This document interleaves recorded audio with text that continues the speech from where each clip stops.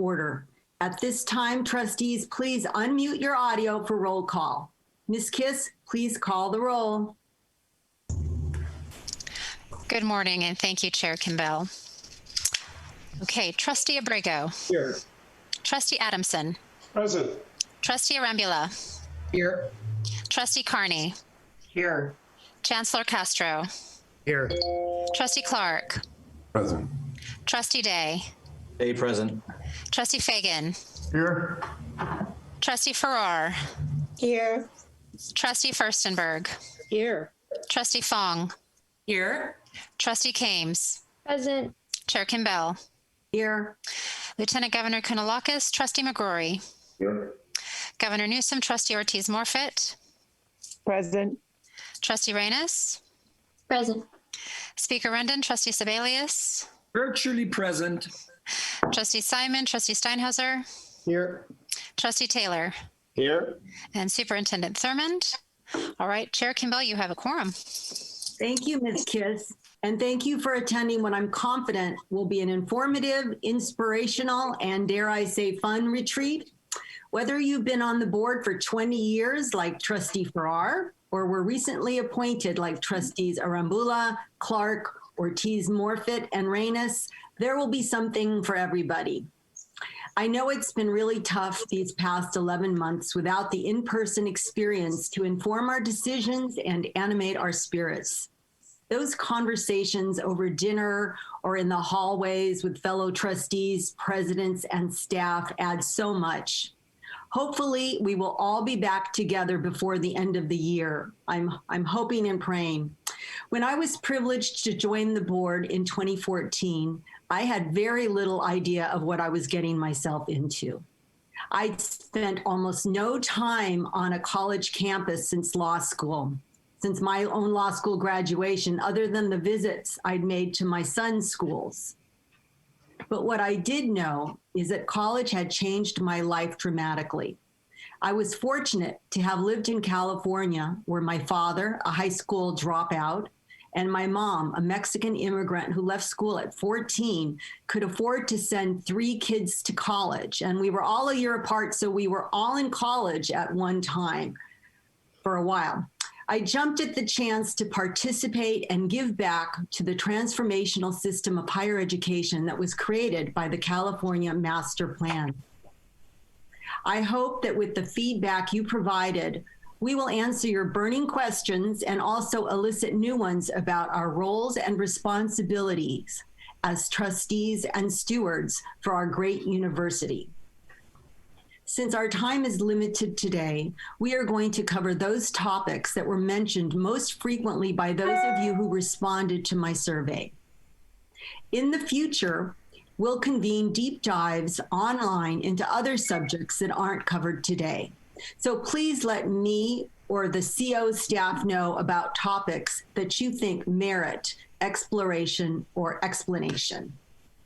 I want to thank our amazing and unflappable trustee secretariat, Michelle Kiss, and the entire Chancellor's Office staff who made this retreat possible.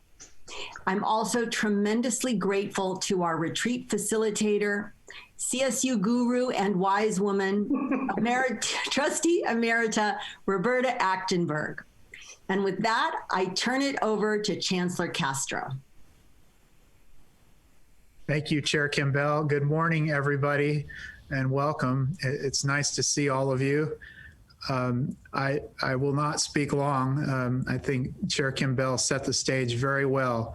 But as your new Chancellor, I have so enjoyed working with all of you, and I had the opportunity to review the survey results with Chair Kimbell and Vice Chair Fong, as well as Trustee Emerita Achtenberg, and we structured today as a way to address those particular issues, questions, concerns that may have come up, that did come up during the survey.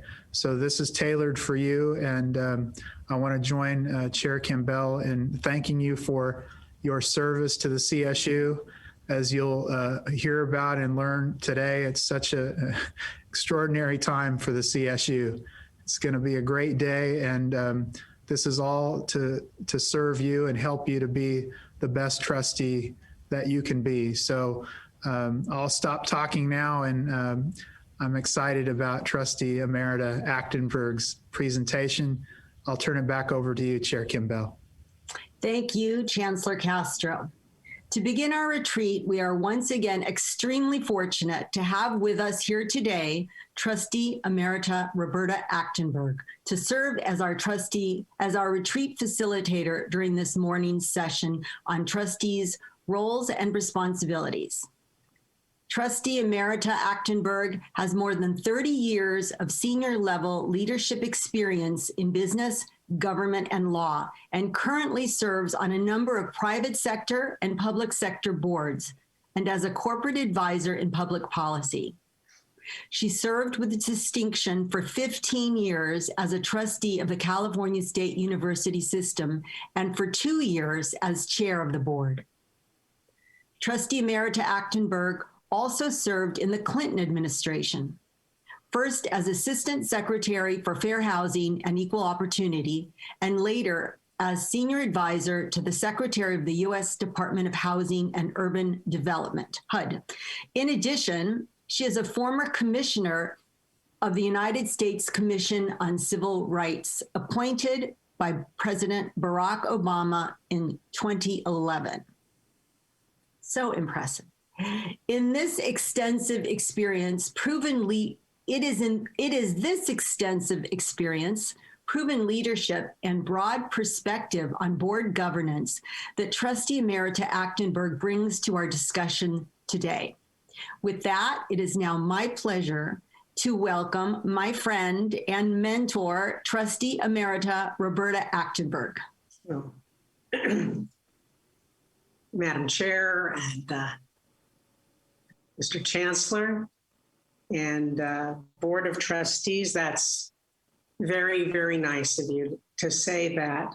I think my foremost qualification for being here today is that I deeply love the California State University.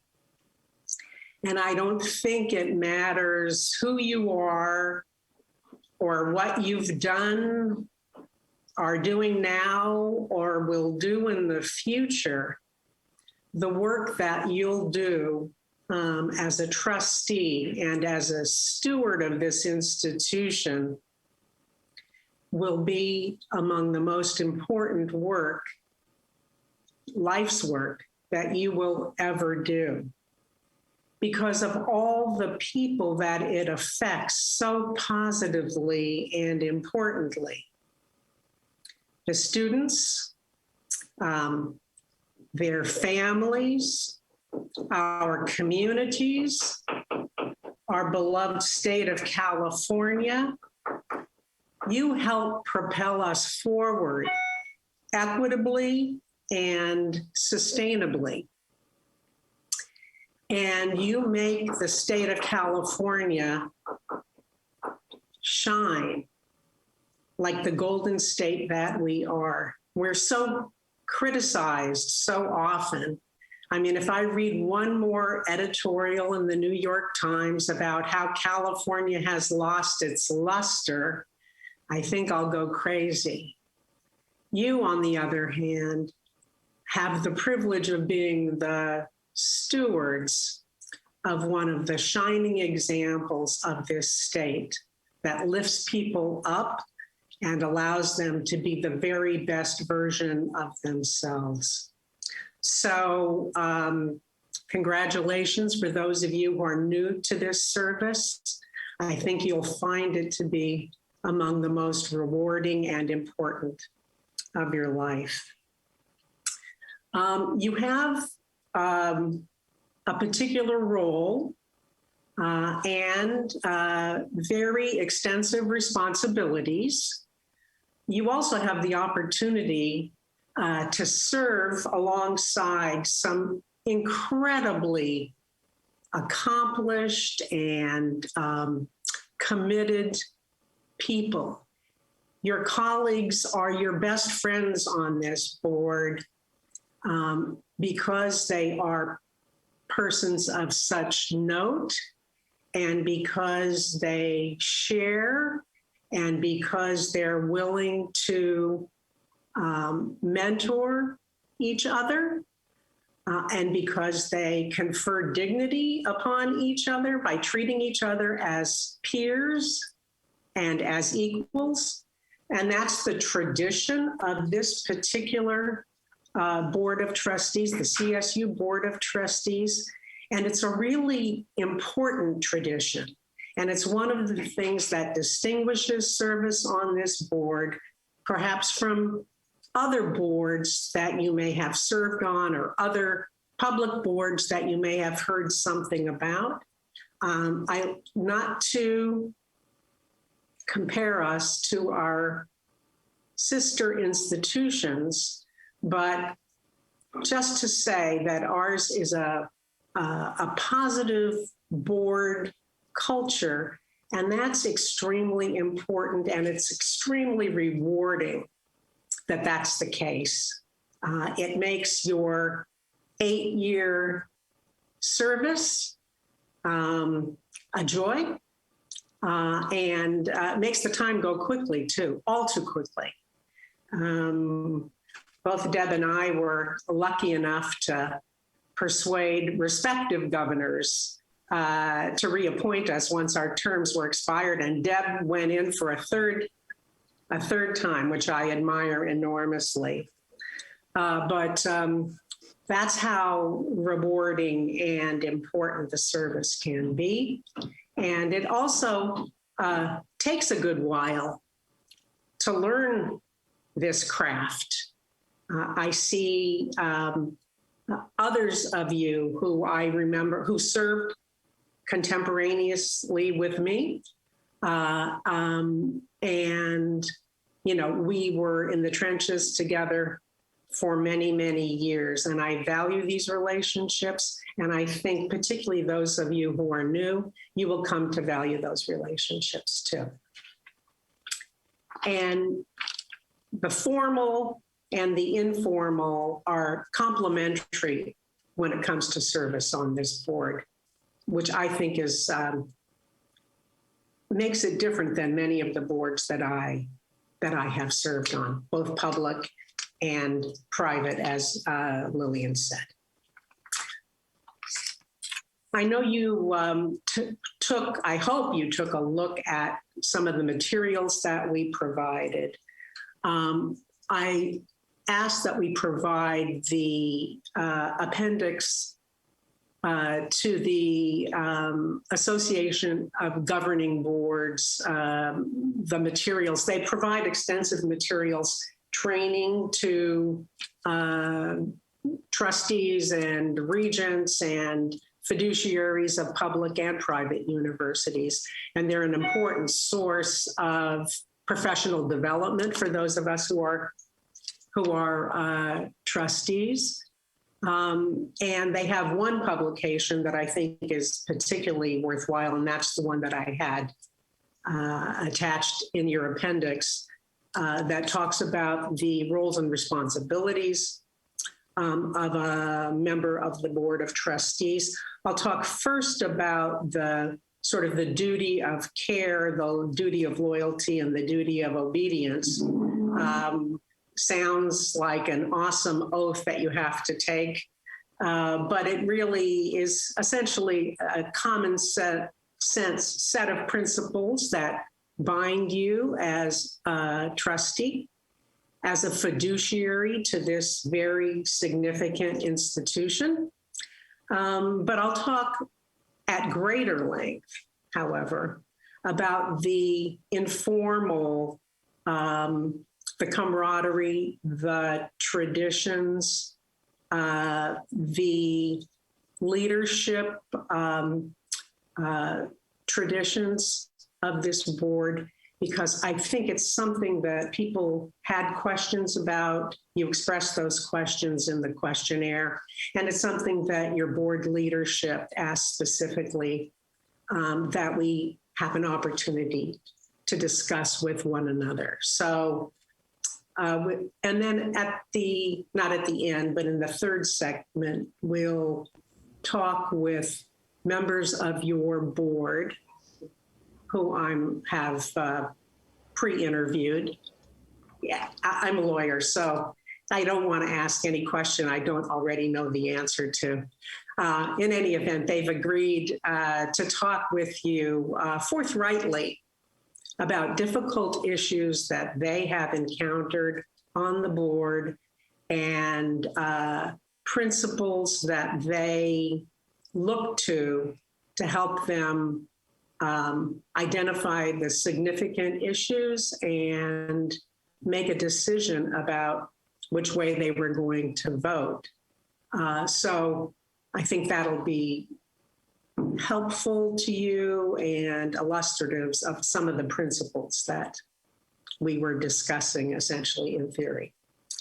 So the duty of care, how many of you have had board service in another institution or a nonprofit board or a for-profit board, any kind of board service at all before being appointed to the CSU Board of Trustees?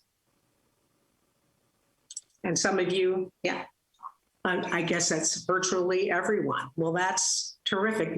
The Board of Trustees is not unlike many of the boards that you have served on, except that it's a public board. So those of you who have served only in private institutions, there are certain distinctions, shall we say. But it also is a highly regulated institution and a highly complex institution. And therefore, there are regulatory regimes that one has to become familiar with, given that you're responsible for the legal functioning of the institution. So that can be daunting, and that can take many years to learn, and does take many years to learn. So for those of you who are appointed by the governor and confirmed by the legislature, you have 8 years to hone your craft. And I don't know about some of you, perhaps are quick learners, but it took me every bit of that 8 years to figure out the complexity of the CSU. And then I decided to serve for another 8 so that once I actually knew what I was doing, I could contribute even further. In any event, your obligation of care is pretty much essentially you need to act in good faith as a prudent person would act. You need to act and make sure that the institution acts consistently with its mission and its strategic priorities. You're not required to bring to this the exercise of any particular expertise, except that you're required to bring your best judgment and to offer judgment that a reasonable, prudent person would offer. And that's the reason you were selected by the governor who selected you, I hope. You want to select people with good judgment. Why? Because once selected and confirmed, your duty of care, loyalty, and obedience is to the institution and not to the governor who selected you. Some governors find this to be startling, shall we say, and some more than others. But the point is that you're an independent person with an obligation to learn your craft, to pay attention, to take the time necessary to study the materials, to become informed, to visit the campuses, and to do the various other things that are necessary in order to make a prudent judgment.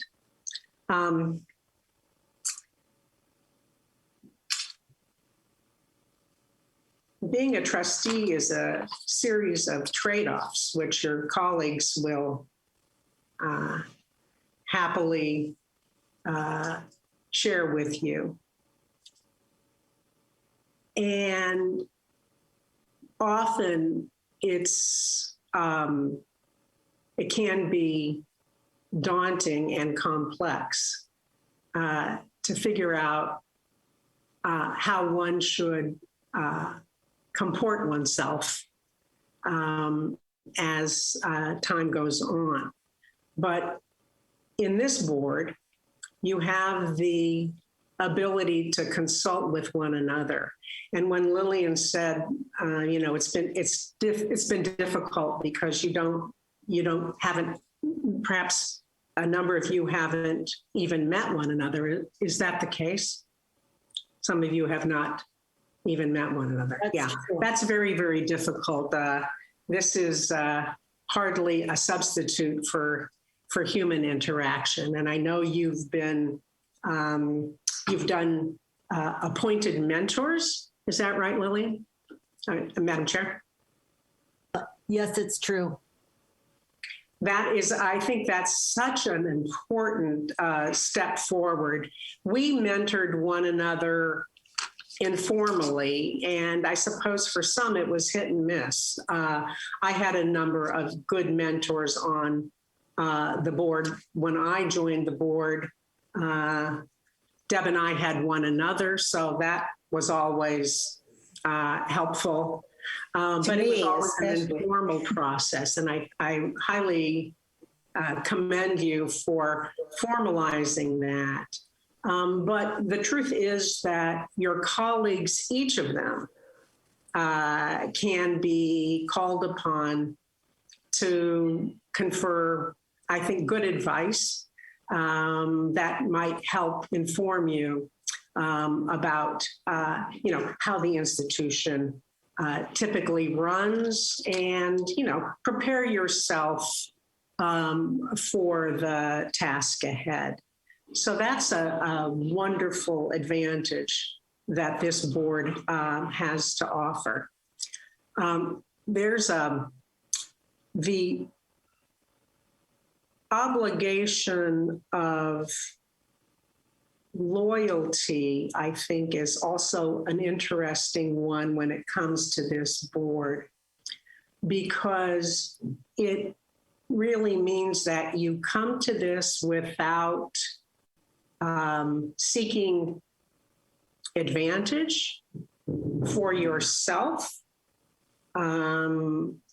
Your work is to confer advantage on the institution. So you can't seek financial advantage, and we see to it that, you pose no conflicts of interest. You have to fill out the damn forms, and, your finances are scrutinized and scrutinizable by the public, as it should be, because we hold this institution in the public trust. But you also are not to seek political advantage or personal philosophical advantage, meaning not that you suspend your beliefs, far from it. I mean, each of you has a personal obligation to give this your all, and to, consider the things that individually you bring to this that no one else brings. That's extremely important. But your loyalty has to be to the institution and to its well-being. And in the CSU, we like to say, and first and foremost, we consider the students. So now I'd like to ask any of the more seasoned trustees who'd like to speak. If there was ever a time that your loyalty to the institution was tested in some way, that you would be willing to share with the group. Whether or not you had to make a decision about, I don't know. I mean, in some cases you can, if you have you think you might have a conflict, or you have a question about whether or not confidentiality has to be maintained, or whether or not you may have a personal interest because you belong to an organization that has a particular point of view, or anything like that can pose a question or a dilemma. Is there anything that comes readily to mind for any of you more seasoned trustees that you'd like to, or you'd be willing to share with the group?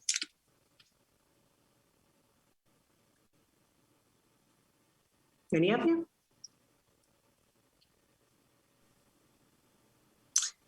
Well, I'll share one. When I was a trustee, I was also, along with Bill Houck, a founder of the Campaign for College Opportunity. And often there's no conflict in performing both roles. But sometimes in my role as a director of the Campaign for College Opportunity, the campaign wanted to take positions that were different and potentially conflicting with the positions that were being taken by the Board of Trustees of the California State University. I had a conflict, therefore, that I needed to wrestle with. And preeminence had to be given, in my view, to my role as trustee. So that meant that I would either have to recuse myself from the CSU deliberations, which I felt a superior obligation to the CSU, or I would have to recuse myself from the deliberations of the Campaign for College Opportunity. And as I said, I chose the campaign because my superior obligation was to the CSU. So that's an example of having to choose loyalty to the institution over loyalty to some other entity that you also, you may have allegiance to. Does that suggest to anyone any situation that others of you have found yourself in? Roberta, I think Romy has his hand up. I don't know if are you able to see? Oh, I beg your pardon. I'm not, I see that now. Romy, please. Go, We Romy. have 4 distinct trustees that have been placed on the board by the appointment of the governor, but suggested by constituents groups. And that is the alumni trustee, the 2 student trustees, and the faculty. You're the faculty trustee, right. Right. And the duty of loyalty here is often difficult to explain to our constituents that have placed us on the board, because in their mind, they see us as their mouthpiece and as their instrument on the board of trustees. Yes. When our loyalty, regardless of by which stakeholder group we have been nominated, is to the state of California primarily and to the CSU, the institution. And we have to make the decisions that we deem in the best interest of the state and the institution, which can at times differ from the desires and even the proclaimed desires and forms of resolutions by the statewide academic senate or by CSSA. And sometimes fortunately not often, sometimes these issues can diverge, and it's a responsibility of the trustees to first and foremost serve their obligation to the institution and to the state of California. And this is sometimes difficult to communicate to our stakeholders. I always say to the faculty that I represent the voice and the perspective of the faculty, but I'm not necessarily bound by the decisions of, may it be the statewide academic senate or CFA or, God forbid, my own department or my own disciplinary group. And the duty of loyalty is there a little bit more difficult to balance. Yes, and that's an excellent example. You have a multiplicity of loyalties that have to be considered, and the prime loyalty in that you're recommended by your faculty peers and you're appointed by the governor, but you are a trustee of the institution, and therefore you have the general obligations that we all have, albeit a shorter term, and with a specialized obligation to at least voice the opinion and to make the opinion more comprehensible to the rest of us that the faculty holds. So you have a special obligation to do that. But as you say, not to be bound by the faculty's position when in your good judgment, in your best judgment, here the good judgment rule comes in your best judgment, fealty to the institution requires a different position. That's great. Deb. Well, I think Romy stated that better than I have ever heard in my whole 20 years on this board. And Roberta made reference too. It's not just financial or conflict or anything.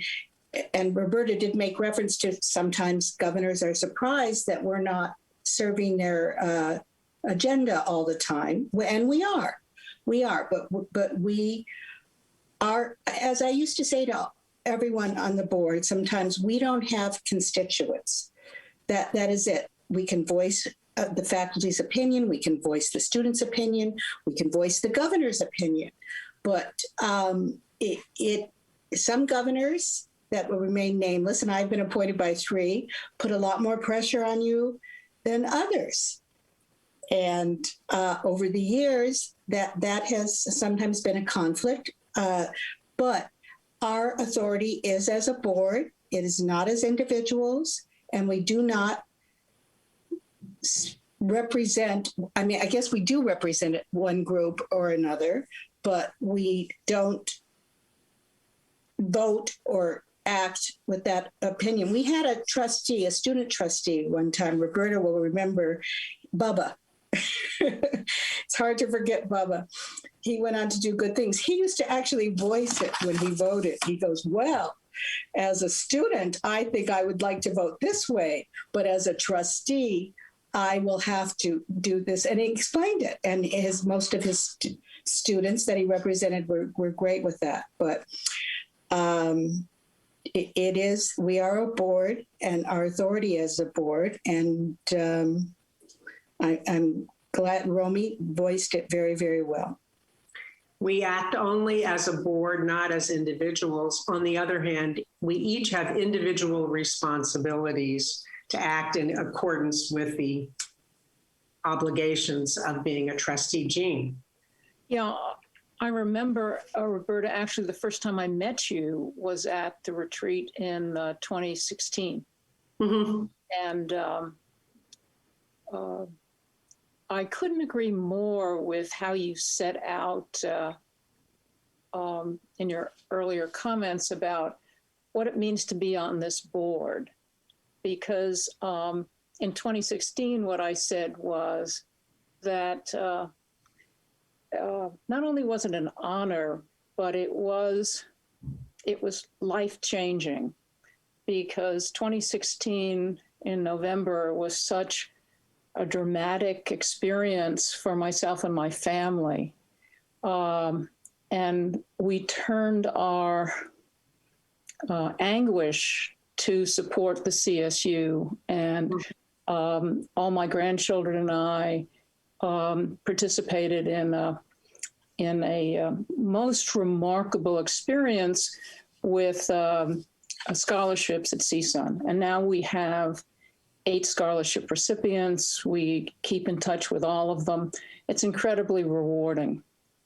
That was 2016. Here we are, 2020.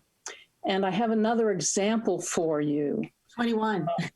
When I was interviewed by Governor Brown's office in 2013, took 3 years to get appointed. It's interesting. I was asked, what was my view of presidential salaries? Now, go back to what you said earlier. I didn't have a clue about anything about the CSU. I didn't know anything. Your point about takes 8 years, you're right. From my experience running the American Film Institute, I agreed with the governor. We wanted to keep salaries as low as possible, right? Because of budget constraints. So I said, no, I completely understood where the governor was coming from. Now that I'm on the board, I completely disagree with that point of view. And because now I really think I understand what our presidents do. And I am so impressed and respect our 23 presidents. I think the great loss that I feel over this past 11 months is not seeing the presidents at every board meeting, not having breakfast, lunch, and dinner with them. I couldn't agree with you more, Roberta, that not seeing the new trustees and getting to know them. I mean, I have really been complaining, Lily, in the last month about it's not the same. We've got to get together again. But I completely have changed my own point of view about presidential salaries. So that's an example, I think, of the kind of thing you were asking about. How can you come in one at one moment and then all of a sudden you look into, and I didn't know anything about it until 2018 when it was first presented at a board meeting and as many of us have talked about, in a very bad way. And then I had to really learn much more and then go forward from that. So that's another example for you. It's an excellent example, a sterling example. And in a few moments, I'm going to ask Wenda and Cy to talk about a difficult question that each of them had to confront and what principles they relied on to help them make the decision that they as trustees needed to make. But before I turn to them, I wanted to cite one more element of this board culture that I think has been so important to the cohesive operation of the CSU Board of Trustees. And that is the kind of leadership and succession planning that has always been emblematic of this board in terms of welcoming in to board and board governance,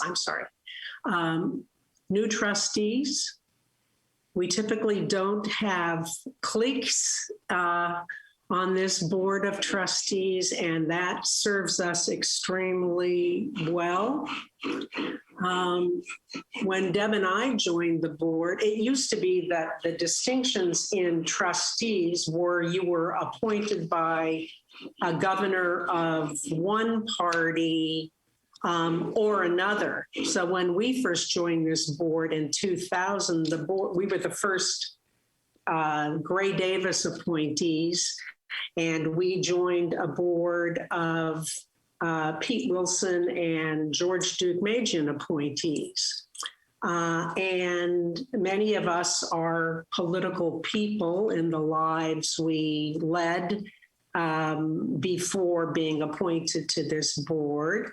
And so our party affiliations may be known, our allegiance to or support of a governor, is part of what brought us to the governor's attention and is a part of perhaps why, people choose their friends and trusted colleagues. And so that's part of a way that someone could get chosen to be a member of this board.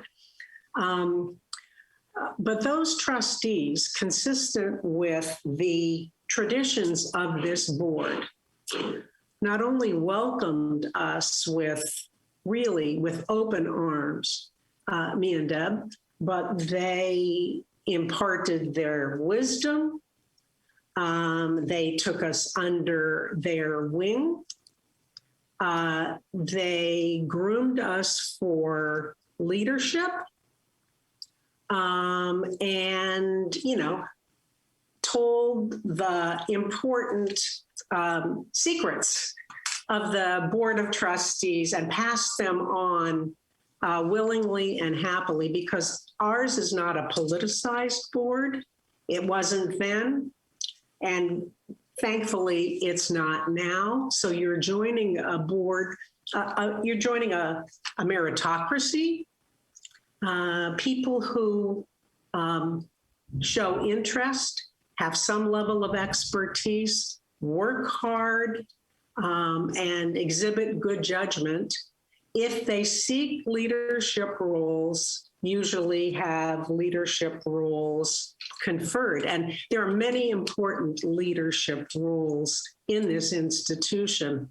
It's not just the Finance Committee or the Ed Policy Committee, albeit extremely important leadership roles. It's not just becoming the vice chair or the chair, although needless to say, it's a terrific way to enhance your service. But not everyone will be doing that, even as they are doing an extraordinary job as a trustee and making an extraordinary contribution. So that's part of the tradition. The Committee on Committees is sort of the embodiment of that tradition, and the leadership has typically paid attention. I know this leadership pays attention now to making sure that each of you gets to express yourselves freely and without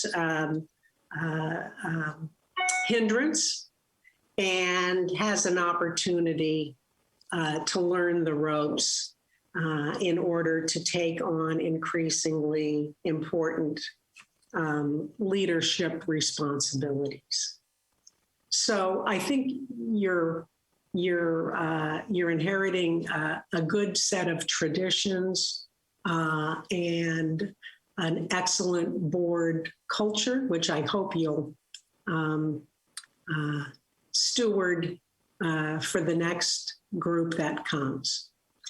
So I'd like to turn, if I could, first to Wenda, and then to Cy, and ask each of them if they would briefly describe to you a dilemma that they each confronted on this board and a few of the ways in which they educated themselves about the issue and came to take the view that they ultimately came to take. If you would allow me. Wenda, would you be willing to speak about the issue that you and I prearranged?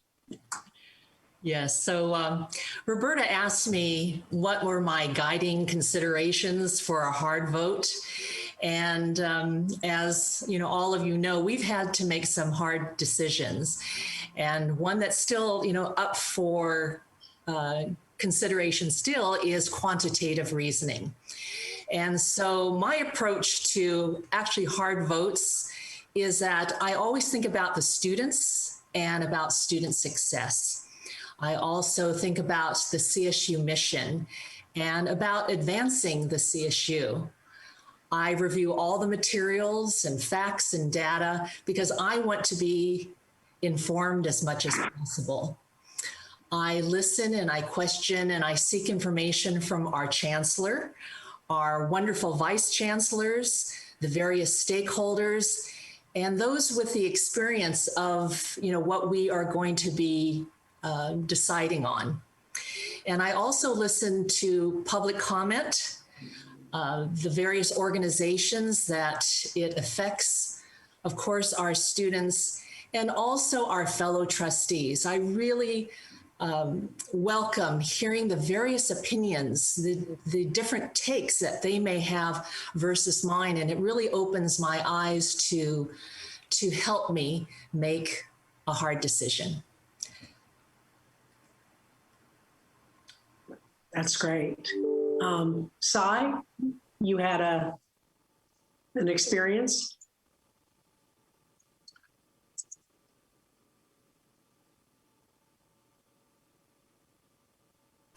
I think you're muted. Sai, you're muted. Already finished. Very interesting conversation we had early on about loyalty, and sometimes disagreements doesn't necessarily mean disloyalty. I'm going to use the quantitative reasoning proposal as an example of why it was difficult for me, and sometimes actually the quantitative reasoning proposal and the ethnic studies. And one of the difficult things for me is that I have to make every effort to be reasonably informed about the issues. As a trustee, I want to know the advantages and disadvantages, pros and cons. And sometimes I don't feel that we get that feedback. We get the reports initiated and developed by the chancellor staff, which I'm sure the high quality proposals and research and reports. I know they've invested a lot of time in producing them, but yet when it comes to public comment, we get all this critical reviews of our proposals. And I sit there and I wonder, why don't we get this information? Why don't we get to hear their side of the story? Because there's always two sides to a story. And so as a trustee, I want to know what are the cons and what are the pros, and are we making the right decision? Some of the sources that provide us critical reviews of our proposals are experts in their fields, and some of the nonprofit organizations have years in the area. And wouldn't it be an advantage for us to provide a hearing, an opportunity for them to provide us a feedback? I appreciate the public comment section or part of the Board of Trustees, but 1 minute, 2 minute comments isn't going to do it. And the quantitative reasoning proposal, I made a motion and we followed up with a special meeting from some public speakers who came in and spent some time with us. And as a result of that, we did alter some of the things in the proposal. And I think that worked out well for us. So as a trustee, you want to be well informed. You want to get all sides to the issue before you. One of the most important things that I realized serving as a trustee is those site visits, in order to get the opinions and the feedback from the actual people who are conducting the work on the campuses, the frontline people. And so you really want to be well informed when you make those decisions. So that's my the decision I had to make was we have excellent reports from the chancellor staff. I don't want to take anything away from them, but we also have feedback that we need to listen to in order to make a well-educated decision and to make an informed decision. Thank you very much, Peter. Thank you, Roberta. And Sai, I appreciate your comments about quantitative reasoning because it was such a big, important topic. It deserved a standalone hearing of 3 hours where the various advocates, pro and con, had an opportunity to engage with us. I would just encourage this board going forward to see how might you structure those kinds of sessions into our regular meetings. And at the risk of getting myself in trouble, I will say one of the things we were able to do at the University of California is allow for overlapping committee meetings as part of UC Regents meetings. When I was CFO, I was so frustrated. We had this $10 billion healthcare enterprise, and the Regents spent 1 hour every other month talking about what was going on in healthcare. And Joe, I'm sure you remember this because you were at UC San Francisco at the time, but it just flabbergasted me that with all the things going on in healthcare, they spent no time thinking about it. Well, they have restructured to allow overlapping committee meetings. You know, you can't develop depth in higher education finance spending 1 hour every other month. You can't develop depth in many of the educational policies by spending 1 hour every other month. I would ask you and encourage you to think about ways you might actually have 3-hour blocks of time to think about finance. Yes, it means it overlaps with some other committees. Maybe it means some people can't participate in every single meeting, but spending more time getting in-depth briefings is a good use of your time. And I think over time will allow you to be even more effective and ask more pointed, direct questions going forward. So I would encourage us to think about a structural change along that line.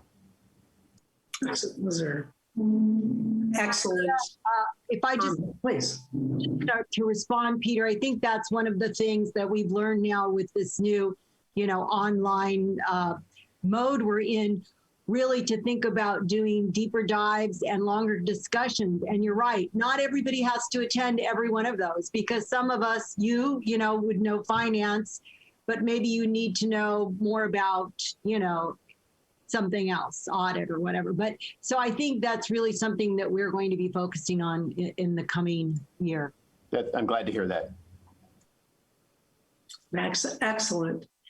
Does that bring to mind for other trustees, Adam or others, similar issues that you've had to confront as a trustee that might be illuminating, particularly for the newer trustees, about how you went about making a decision, garnering more information in addition to let me back up and say, the chancellor of the CSU and the vice chancellors and their staff are some of the most extraordinary, accomplished, expert people anywhere in the country, anywhere around the world, in the areas that they practice.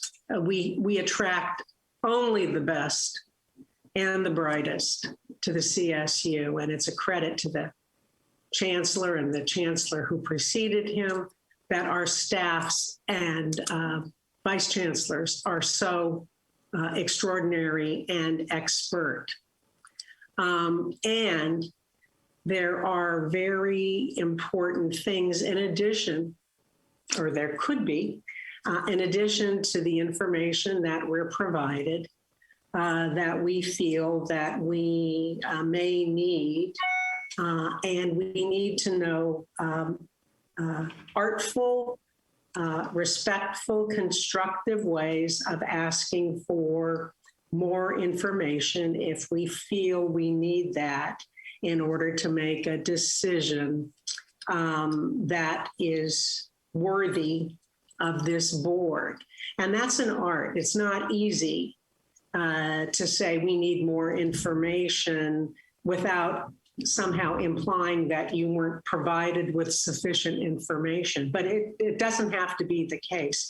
And knowing Wenda as I do and knowing Cy as I do, I can only imagine that when they sought additional information, they did it with tenderness and respect for the work product already provided, but knowing that they themselves, in order to make an appropriate, responsible, reasonable decision about how you individually were going to vote, you needed more information. And you needed it from stakeholders and others who we also hold in trust because of the breadth and significance of this institution. So that's a very important thing to be able to pursue as a trustee, more information. Doug, how about you? Anything you're interested in sharing? How many years have you been on the board now, Doug? I think since the Civil War. Since you and I both had hair, I think. Yeah, exactly. Is the answer to that question. It's been, I think about 8 years, 8.5 years. So been reappointed. The size comments actually just struck a thought in my mind just to chime in here on some of the same idea. Early on, when I was first on the trustees, there was an issue called over something called success fees, which were and still are additional fees per campus that are imposed on the students. And there was some controversy and objections to them because the students oftentimes did not have as much of a say in making those determinations on whether to be basically taxed as they might have. And so I was on a committee with the chancellor and a couple presidents and I think one or two other trustees. And we held a few hearings around the state at different campuses. And one of the campuses, one of the first hearings, we sat through, I don't know, an hour or so of people talking about the success fees and appearing to support them and all the kinds of, great things. And they were being used beneficially for the students. But afterwards, I asked to meet with different administrators and mostly students, the student body president and editor of the paper and some other organizations. And in sitting down with them, it was a completely different story than what we heard in public.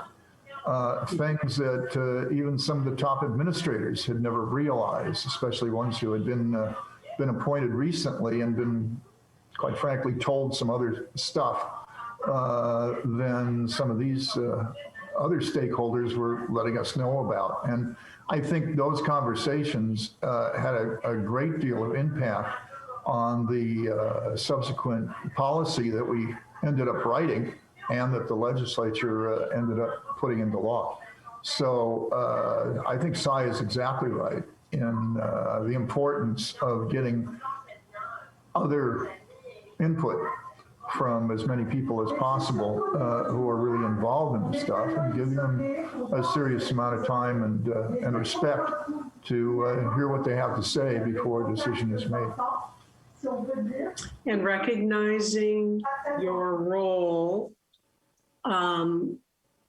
as a policymaker, and it's not management. The chancellor's responsible for management of the system, and the presidents, bless their hearts, for the job that they do, is responsible for seeing to it that the education of the students takes place on our campuses. The faculty have their role as well, which is among the most important in the system. And then, of course, there are the students for whom all of this and more is done, because we represent here in the CSU the opportunity for every qualified student in California, to live out her or his potential and the opportunity that this institution represents. So we're an agglomeration of interests, but in the end, the mission of the CSU is what guides us, and that means we put the students first with respect toward all. And I want to sort of conclude with that. Maybe it seems belabored, perhaps. And ordinarily on a board like this, we have a tradition of holding one another close and dear. Hopefully that will continue into the future, because I think it has served us well.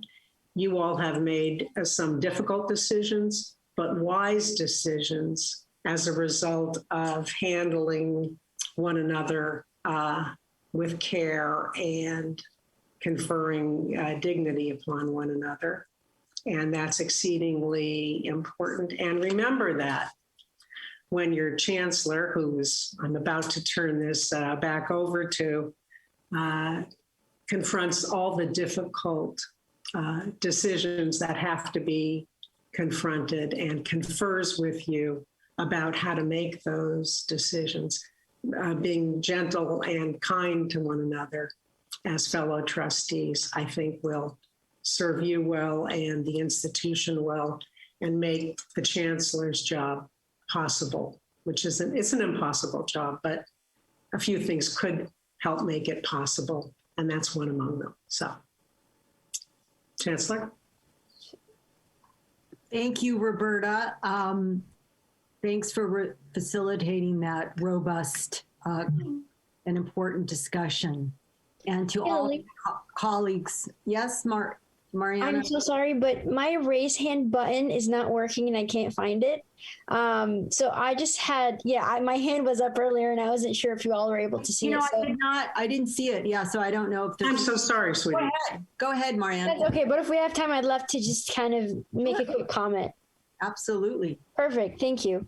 I think, from our last Board of Trustees meeting, this conversation, about public comments and about, making sure we hear all sides. I think one of the biggest gaps that I've seen as being, just a general member of the public and a trustee has really just been information.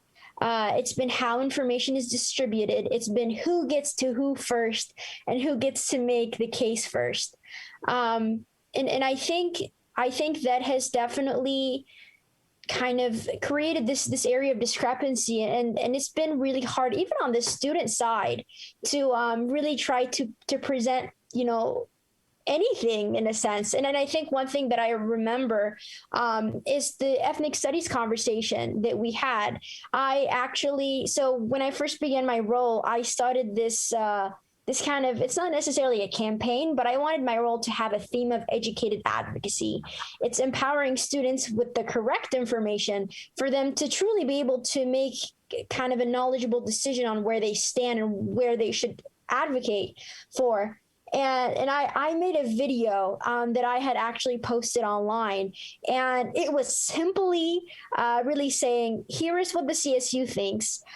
Here is, some of the other groups and what they think. Here is kind of what the author is saying of AB 1460. And it was really interesting, just the conversations that emerged out of this video of people really just asking questions. And it was simple questions that kind of helped me realize that sometimes, as a student, as a 18, 19, 20-year-old student, when someone comes to me and says, whoa, the CSU is trying to take this away, or this group is trying to take this away, it kind of elicits a reaction. And so I think, just as a board, being more visible to the public, whether it's students, whether it's, other faculty, just really being present, having some sort of interacting sessions, kind of, I guess, being more, not necessarily transparent, but in the sense of just being simply more present and more available. I think that has definitely kind of helped me realize that sometimes when people make public comments, it's because they don't necessarily have the full information. Sure. And I kind of find myself sitting there and saying, wait, but that's not true. Like, I need to give you more information for you to be able to kind of realize the full picture. And so that's definitely something that I have often struggled with, and that has often kind of made me take a step back, especially when it comes to voting. Because at the end of the day, like I think Rumi stated earlier, we do represent a constituency, but we're also trustees, even if it's a student or a faculty trustee. And I definitely think that kind of discrepancy and gaps in the knowledge that public has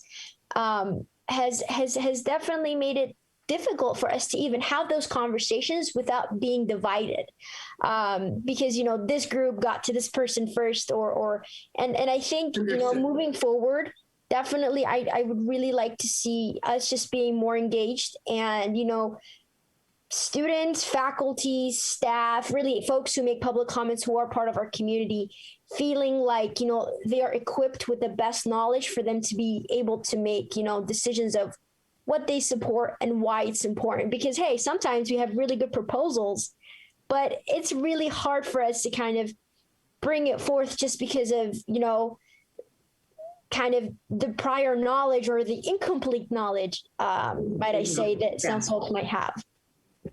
Very astute observations, and ones that I think your board leadership and the chancellor will take seriously into account. Thank you for that. Thank you. We actually we're running well on time. So if anybody else would like to make a comment, here's your opportunity.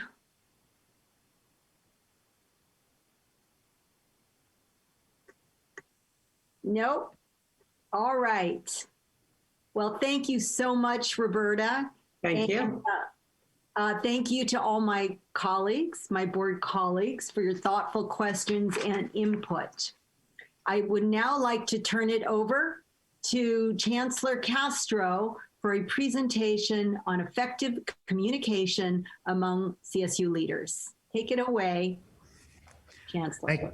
Thank you, Chair Kimbell.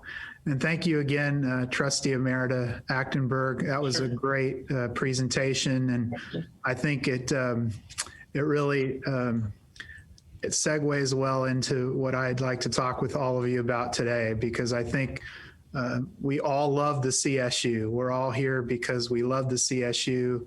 We love the mission of the CSU, and we want it to be strong for our students and faculty and staff, alumni, and for all of California. So that's where I start as your new chancellor. I start from that frame that each of us loves the CSU.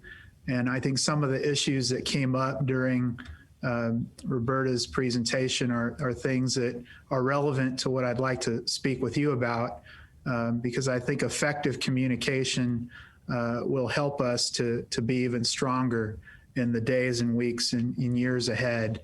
And I believe that we already have very effective communication in many ways. This is just, a month and a half of experience, but also almost 8 years as a president. I think this is a very effective board. And yet I learned a lot from that survey.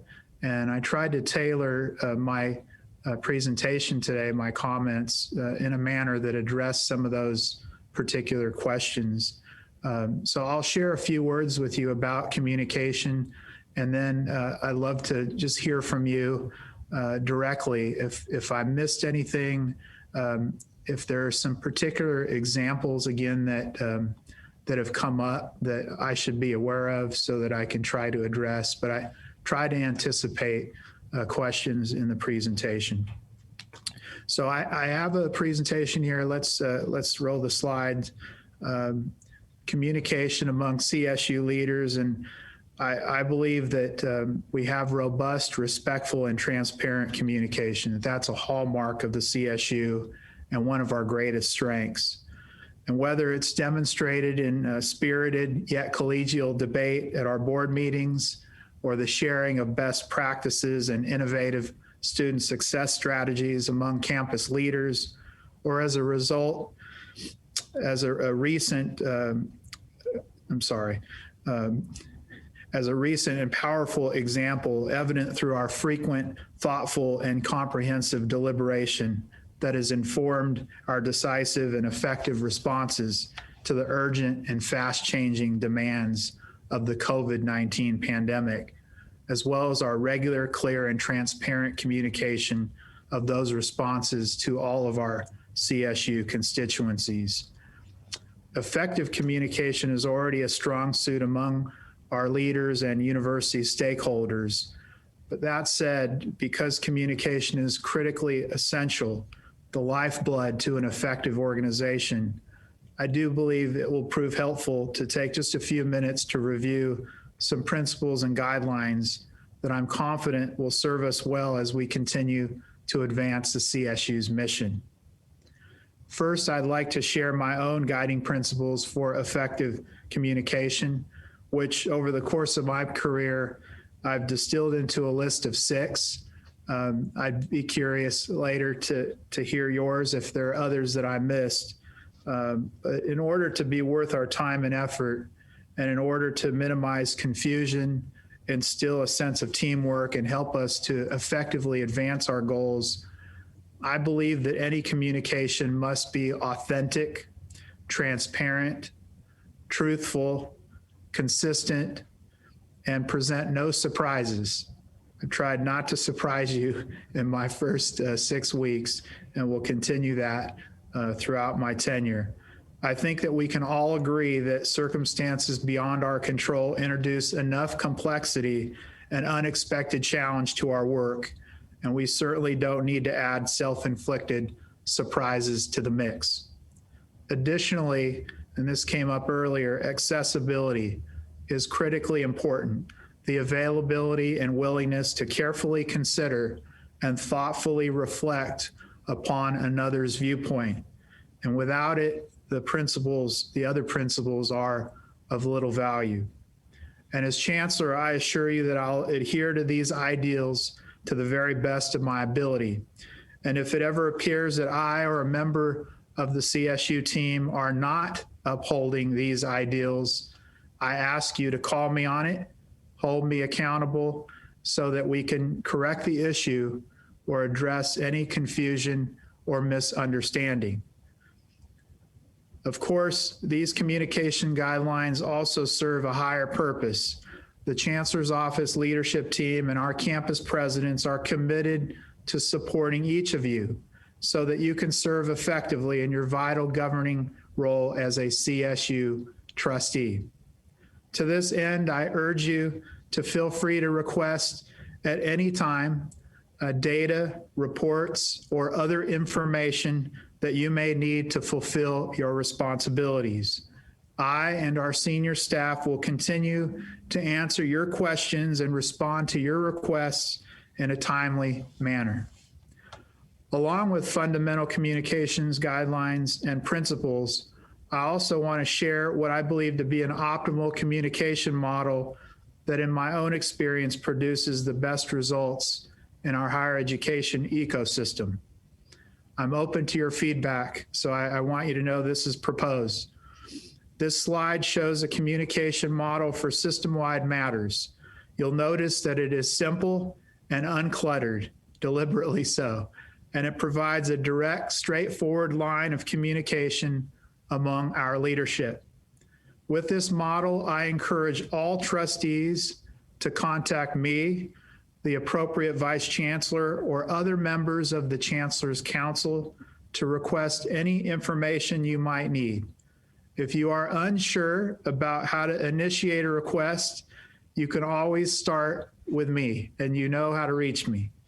And then I will assign the appropriate vice chancellor to follow up on your request. Chairs or vice chairs of trustee committees should continue to direct their specific questions about board items or other requests to the vice chancellors who staff their committee. And of course, you're always welcome to call me as well. As you see from this model, the vice chancellors will keep me continuously aware of any substantive discussions they've had with trustees, so that we all remain fully informed, coordinated, and focused on our CSU's goals. The next slide is similar, showing the optimal communication model for campus matters. Again, it is designed to be simple, clear, and direct for maximum efficiency. I encourage you as trustees to reach out directly to a campus president if you need specific information about a campus matter, or if you wish to offer guidance to a president. I know as a former president, I appreciated guidance that I received from trustees from time to time. Likewise, presidents are encouraged to reach out to trustees, to invite them to campus events and to ask for guidance on specific campus matters. Presidents may also wish to give a trustee advance notice of a major campus development, especially if the trustee lives in the community served by the campus. I tried to do that for Trustee Morales and for Trustee Arambala when I was at Fresno State. And I know other presidents are doing that. Campus visits by trustees, either virtually or when safe travel resumes in person, are welcomed and encouraged by me and by the presidents.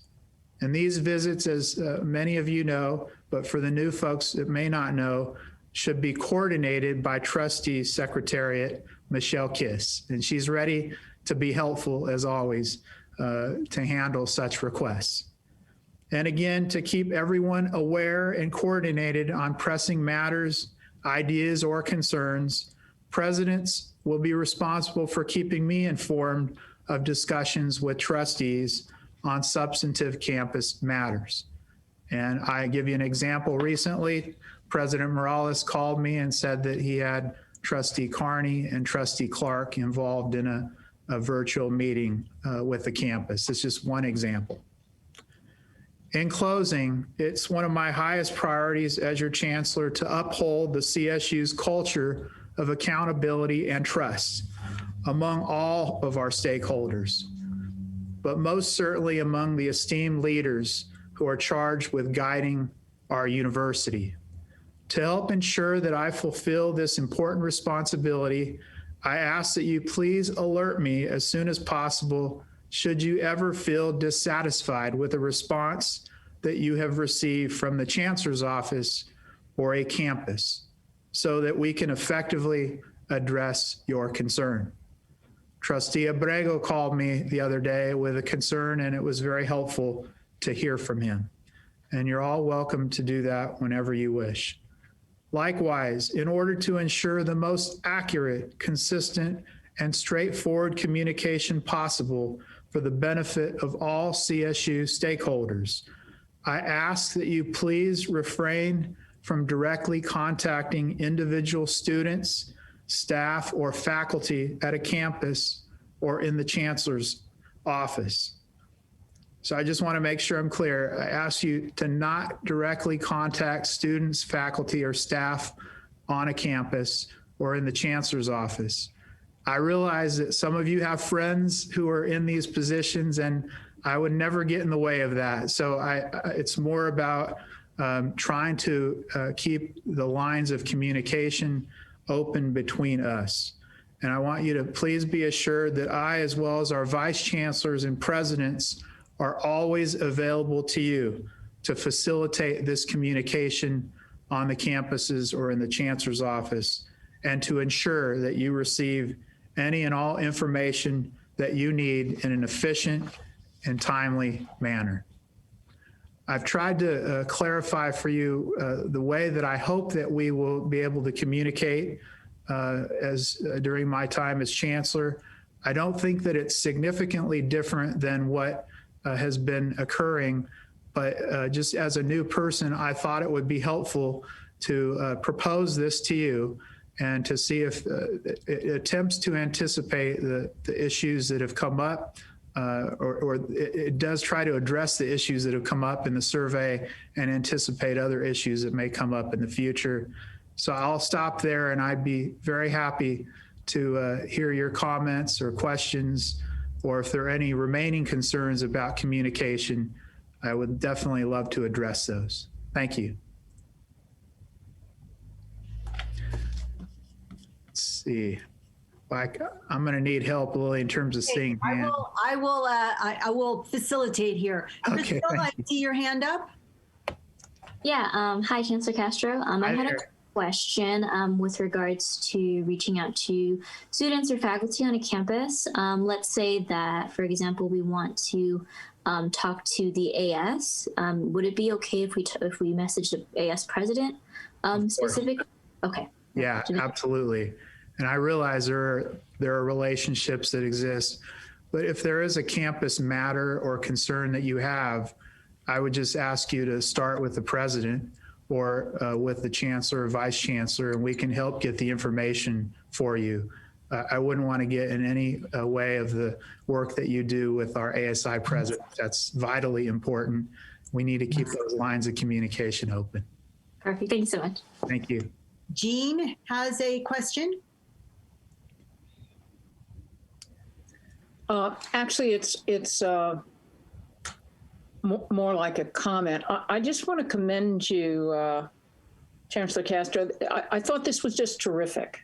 Thank you. Because I really hadn't understood exactly, as a trustee, how the lines worked. And what I liked the most were your optimum communication systems, because I love the way the arrows went in both directions. Yeah. So I just want to commend you and thank you for clarifying what's the appropriate way to connect. So I think this is incredibly helpful. Thank you. Thank you, Trustee Furstenberg. Yes. Romy. Yeah, I want to bring your attention to a concern that has been raised in regards to communication since, especially that gotten stronger, especially since we entered in the Zoom modality. Yeah. We have the public comment on all committee agendas in one go, and it seems practical for the Zoom meetings. So first of all, I assume that, because I haven't heard differently, that when we go back to in-person meetings, that we will resume our past practice that there will be a public comment period before every individual committee. And I think that is good, although we get always a certain redundancy and repetitiveness, but I think generally this is a better practice than what we are able to do with Zoom. Secondly, I have always wondered about the arrangement of the agenda. A good example is our last meeting, where after 2 days of long debate and you, Chancellor Castro, already commenting and say a few things, and our chair commenting. So after 2 days of long deliberation, Chair Kimball welcomes Chancellor Castro, because our reports, the chair's report, the chancellor's report, the report of the constituents, the academic senate, the CSSA, and the alumni come at the very end of the meeting. I do not see the point of that. I think these should come at the very beginning or after public comment. And I would like to draw to you, if you have it in front of you, in our materials, page 17, in our paragraph 6, order of business, it states call to order, roll call, public comments, reports of the chair and the chancellor, and then comes the approval of the minutes and so on, and then reports of standing or special committees. So apparently at some point before I joined the board, this was reversed. We have the reports of the chair, of the chancellor, and the special committees at the end. And sometimes the committees have long deliberations, like the ethnic studies requirement, and we have a vote in committee. And then at the very end, we hear from the statewide academics chair what the faculty thinks about it. It seems to be counterintuitive that these informative reports come at the conclusions of our meetings and not before our individual committees start to debate the issue. It would be much more productive if we hear from the faculty, from the students, from the alumni, before we engage in all these debates. So I would like to submit to you that we should reconsider this to facilitate better and more logical communication. Thank you, Trustee Sebelius.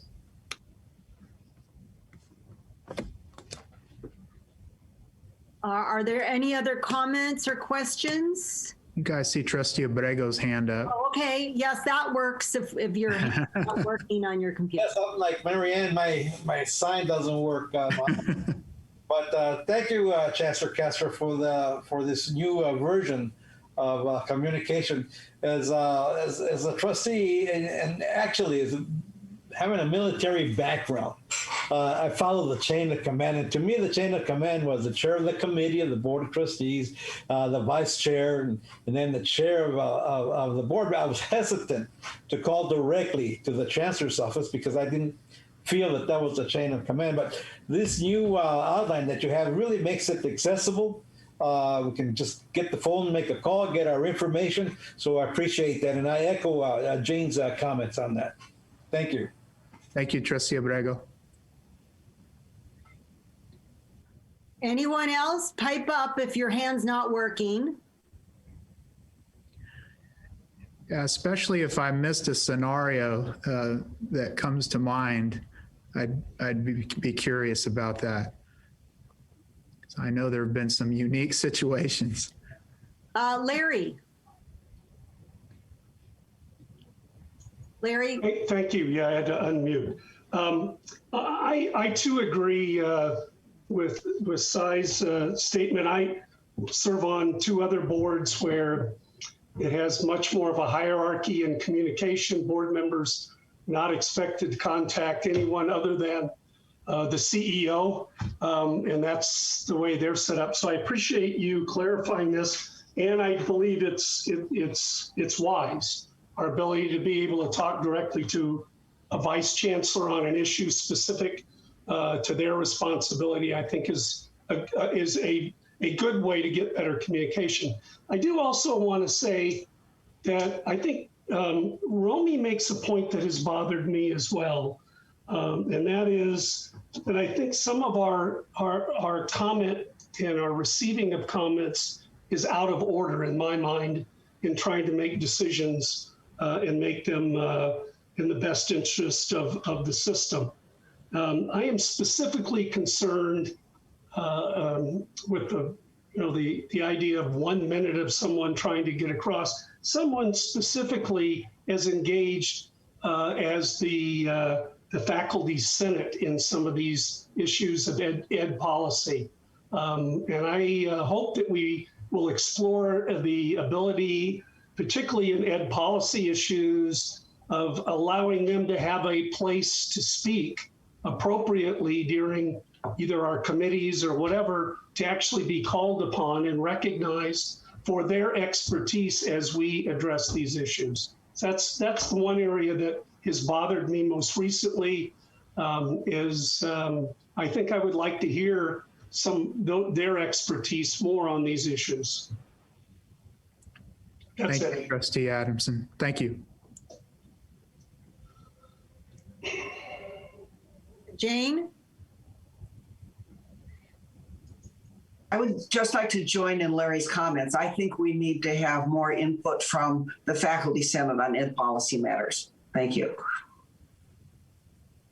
Thank you. Okay, anybody else? Yeah, I have a hand raised, my physical hand. I think just kind of concluding kind of putting together what everyone has says. I think hearings are great.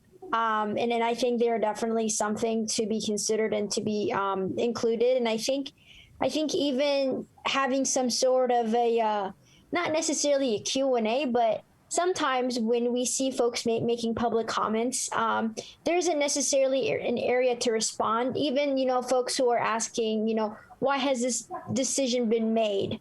Or, why is this process happening? Why is this proposal being proposed? I think, just having a time or a period where there's some sort of hearing, we have the ability to kind of respond. I think that could be very helpful because sometimes folks are kind of confused as to why, we are voting certain ways. And truth to be told, when our public comments are running 90 minutes, when they're running, over an hour, it's sometimes hard to kind of keep track of everything that's being said, and sometimes, or actually most of the times, a lot of things that folks are commented on or making comments on are not necessarily addressed, since there isn't necessarily an agenda item that correlates with what they're saying. So I think when it comes to that, it also makes it difficult for us to address those issues, address those concerns. Thank you very much. All right. Jane and Larry, your hands are still up. Are you through with your comments? Well, I actually have another one. Okay, that's fine. Go ahead. I just thought of, and one concern, and I did write when we did this survey, and it's not specifically on the agenda, and that's fine, is, particularly for us that are the newer trustees on this board that don't have a 5 or 6 year history of issues that have been brought or are going to be brought to this board, that all of a sudden we have a major issue that is presented to us, and 2 months later we're voting on it. That's the process. It's introduced and then voted. It would help us, Chancellor, if we have things that are in the works. For example, some of these ethnic studies, we started the study 5 years ago, and it's just now culminating into a decision. I'm sure for those that have been on this board for a while, obviously they anticipated this coming. For those of us that just joined the board in the last several years, we have no idea it's even coming or that we've been studying it. It would be nice, or actually I think very beneficial, not nice, that if there are these activities in the Chancellor's office that are being worked on, that as trustees, we are exposed to them early so that we understand we are working on something in the area of quantitative reasoning or ethnic studies or whatever the next one is that's coming, or the next several coming. And it gives us an opportunity to do our homework as Cy has strongly recommended to us, so that we're better prepared to understand what these issues are. Thank you. It's very helpful feedback, and I promise you we'll keep that in mind. And I think that Chair Kimbell's earlier comment about deep dives fits into that, because I think we could anticipate some of those issues and bring them to you as a deep dive. It might even be kind of like a graduate seminar in higher education policy on a particular matter or two. You'll kind of, I think you'll feel that way this afternoon. It's designed that way to do a deep dive around budget and fees and financial aid. And let's see how that works. And if you think that format would work for other topics, then we could work together to schedule those in the future. Great. Chancellor, it just occurred to me, going back to your lines of communication, something that might be helpful, especially for the newer trustees. When somebody reaches out to us, say it's a legislator, it's somebody, say, from the Campaign for College Opportunity, what would be the proper way to respond? Should we, before we respond to them, talk to your office? What do you think about that? That's a great question. I think what I would say is, if you need information to help formulate your response, please give a call and we'll get you that information. If you're unsure about something or want to check to see if there is a CSU policy or practice in that area, that would be fine.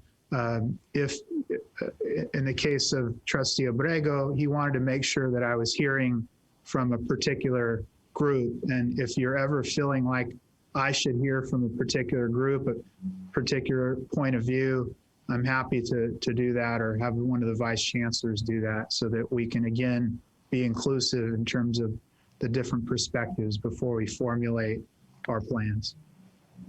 I hope that helps, Lily. It does. So I'm not seeing any more hands, and I can't see everybody's. I just have a few of you up on top in your postage stamp. So are there any more questions or comments before we break for lunch? Okay, not seeing any. I want to thank everybody for your incisive comments and questions, and we will break for half an hour. So where does that puts us about 12:10, I think, to come back for lunch. So have a nice lunch, and we'll see you then. Live stream. Please adjust your audio accordingly.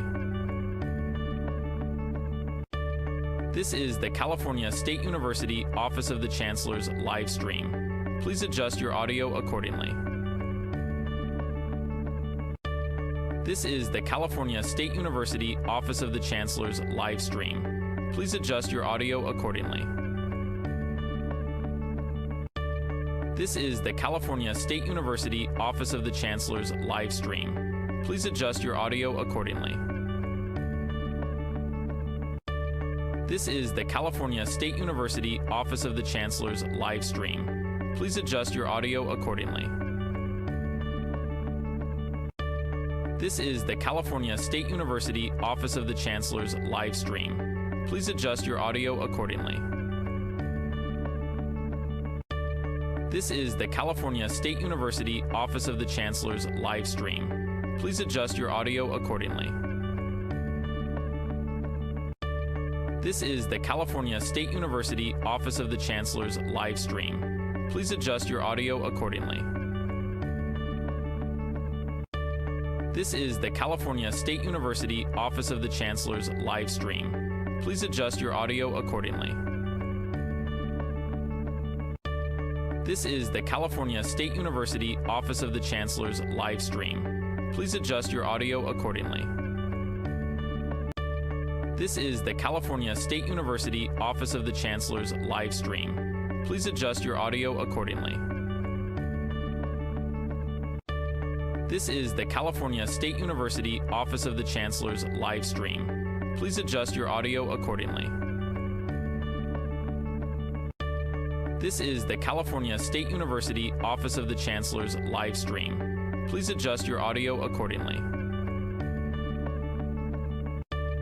This is the California State University Office of the Chancellor's live stream. Please adjust your audio accordingly. This is the California State University Office of the Chancellor's live stream. Please adjust your audio accordingly. This is the California State University Office of the Chancellor's live stream. Please adjust your audio accordingly. This is the California State University Office of the Chancellor's live stream. Please adjust your audio accordingly. This is the California State University Office of the Chancellor's live stream. Please adjust your audio accordingly.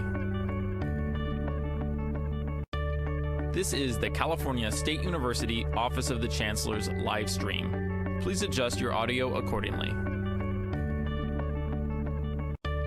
This is the California State University Office of the Chancellor's live stream. Please adjust your audio accordingly. This is the California State University Office of the Chancellor's live stream. Please adjust your audio accordingly. This is the California State University Office of the Chancellor's live stream. Please adjust your audio accordingly. This is the California State University Office of the Chancellor's live stream. Please adjust your audio accordingly. This is the California State University Office of the Chancellor's live stream. Please adjust your audio accordingly. This is the California State University Office of the Chancellor's live stream. Please adjust your audio accordingly. This is the California State University Office of the Chancellor's live stream. Please adjust your audio accordingly. This is the California State University Office of the Chancellor's live stream. Please adjust your audio accordingly. This is the California State University Office of the Chancellor's live stream. Please adjust your audio accordingly. This is the California State University Office of the Chancellor's live stream. Please adjust your audio accordingly. This is the California State University Office of the Chancellor's live stream. Please adjust your audio accordingly. This is the California State University Office of the Chancellor's live stream. Please adjust your audio accordingly. This is the California State University Office of the Chancellor's live stream. Please adjust your audio accordingly. This is the California State University Office of the Chancellor's live stream. Please adjust your audio accordingly. This is the California State University Office of the Chancellor's live stream. Please adjust your audio accordingly. This is the California State University Office of the Chancellor's live stream. Please adjust your audio accordingly. This is the California State University Office of the Chancellor's live stream. Please adjust your audio accordingly. This is the California State University Office of the Chancellor's live stream. Please adjust your audio accordingly. This is the California State University Office of the Chancellor's live stream. Please adjust your audio accordingly. This is the California State University Office of the Chancellor's live stream. Please adjust your audio accordingly. This is the California State University Office of the Chancellor's live stream. Please adjust your audio accordingly.